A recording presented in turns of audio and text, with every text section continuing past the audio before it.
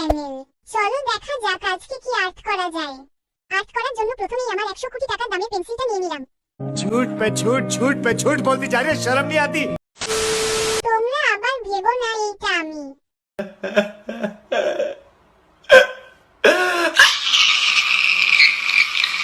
আর্টটা complete হতে হতে তোমরা তাড়াতাড়ি অ্যাকাউন্টটা সাবস্ক্রাইব করে এবং ভিডিওতে লাইক দিও।